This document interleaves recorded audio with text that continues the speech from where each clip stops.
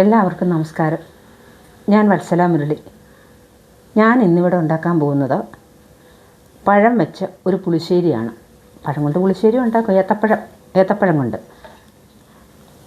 നമുക്ക് പഴം ആദ്യം ഇട്ട് കൊടുക്കാം. 2 പച്ചമുളക് കീറിയത്,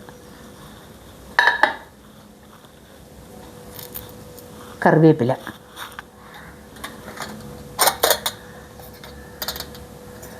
എല്ലാവരും പഴംപുളിശ്ശേരിയൊക്കെ ഉണ്ടാക്കും.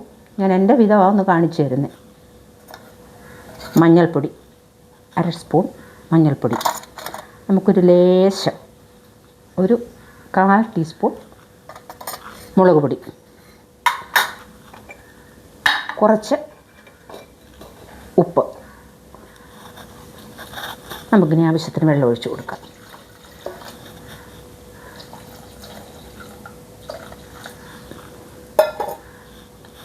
ഒന്ന് നന്നായിട്ട്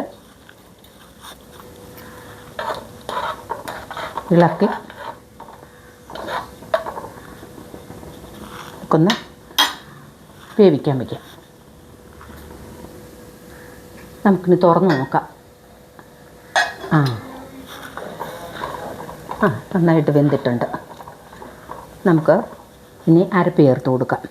ഇത് തേങ്ങ, ജീരകം, ചുവന്നുള്ളി, പച്ചമുളക്, ലേശം മഞ്ഞൾപ്പൊടി.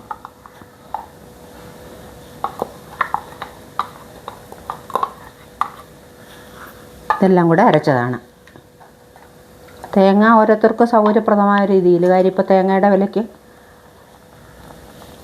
ചിലപ്പം തേങ്ങ അരയ്ക്കാതെ പുളിശ്ശേരിയാണ് ഞാൻ വെക്കുന്നത്. പക്ഷേ ഇത് ഏത്തപ്പഴമൊക്കെ ഇടുമ്പോൾ നമ്മൾ തേങ്ങ അരച്ച് പുളിശ്ശേരി വെച്ചാലേ ശരിയാകത്തുള്ളൂ. അതുകൊണ്ട് തേങ്ങ അരച്ചത്. ഇല്ലെങ്കിൽ ഞാൻ ചുമ്മാ ഇഞ്ചിയും വെളുത്തുള്ളിയും പച്ചമുളകും കരിവേപ്പിലും എല്ലാം കൂടെ ഊരിയിട്ട് കടുവറുത്ത് അങ്ങനെയാണ് ഞാൻ പുളിശ്ശേരി വെക്കുന്നത്. ഇതിപ്പോൾ ഏത്തപ്പഴം ആയതുകൊണ്ട് നമുക്ക് പറ്റത്തില്ലല്ലോ. നമുക്ക് അടച്ചു വെച്ച് വേവിക്കാം. നമുക്ക് തുറന്ന് നോക്കാം. ആയിട്ടുണ്ട്. നമുക്കിനി തീ അങ്ങ് ഓഫ് ചെയ്യാം. തീ ഓഫ് ചെയ്തിട്ട് നമുക്ക് തൈരൊഴിക്കാം.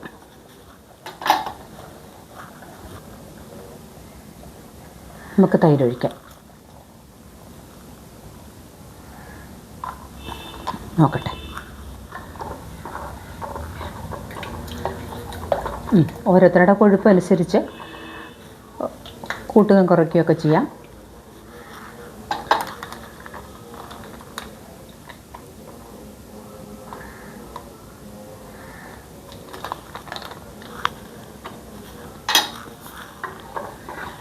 ഇനി നമുക്ക് ഉപ്പ് നോക്കാവുന്ന.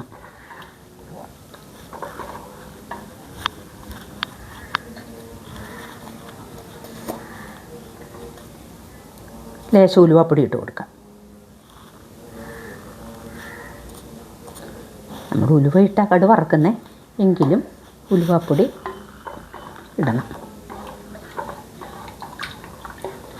നോക്കട്ടെ, ഉപ്പ് നോക്കട്ടെ.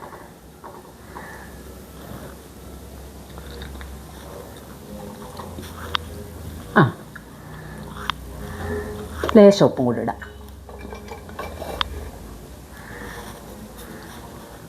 ഉപ്പായിട്ടുണ്ട്. നമുക്ക് ഈ അടുപ്പിലോട്ട് ഒരു പാൻ വെച്ച് നമുക്ക് കടുക് വറക്കാം.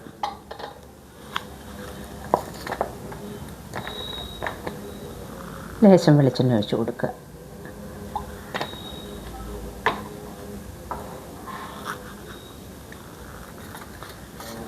അതിലേക്ക് എണ്ണ ചൂടാകട്ടെ. എണ്ണ ചൂടായി കഴിയുമ്പം നമുക്ക്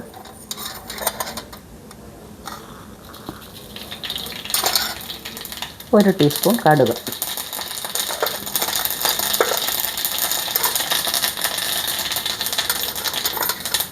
ഒരു 1/2 ടീസ്പൂൺ ഉലുവ,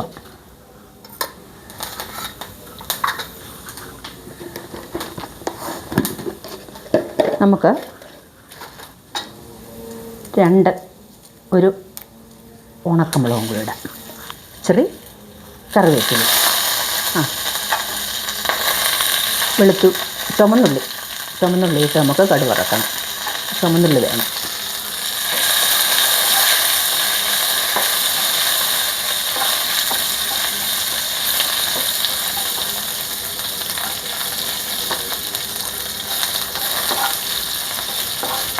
എല്ലാവരും ചുമന്നുള്ളി ഇടത്തില്ലെന്ന് ഞാൻ പറഞ്ഞിട്ടുണ്ട്. ഓരോരുത്തർ സാധാരണ ഓരോ ദേശത്ത് ഓരോ ഇതാണ്. ചിലർ കടുകും മുളകും കറിവേപ്പിലയും ഇത് ഇടത്തുള്ളൂ, ഉലുവായും. ചിലർ ഉലുവായും ഇടത്തില്ല, ചിലർ ഉലുവാപ്പൊടി ഇടത്തുള്ളൂ.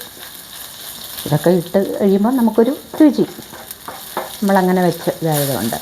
പിന്നെ ഏത്തപ്പഴം, നല്ല പഴുത്ത ഏത്തപ്പഴം എടുക്കണം. പഴുത്ത ഏത്തപ്പഴം. പിന്നെ ഏത്തക്ക വെച്ചും ഉണ്ടാക്കും. അത് ഇങ്ങനെ തന്നെ. പക്ഷേ ഏത്തപ്പഴം ആകുമ്പോൾ ഒരു ചെറിയ മധുരവും. ചിലർ ഇതിനകത്ത് പഞ്ചസാരയൊക്കെ ചേർക്കും. നമുക്ക് പഞ്ചസാര വേണ്ട. ഒരു ലേശം മുളക് പൊടി കൂടി ചേർക്കാം. ഒരു കറിയെല്ലാം മഞ്ഞച്ചിരിക്കുമല്ലേ, നമുക്ക് അതിന് വേണ്ടിയിട്ട് ഒരിച്ചിരി മുളക് പൊടി. തീ അങ്ങ് ഓഫ് ചെയ്യാം. നമുക്കിതിനകത്തോട്ട് ഒഴിക്കാം.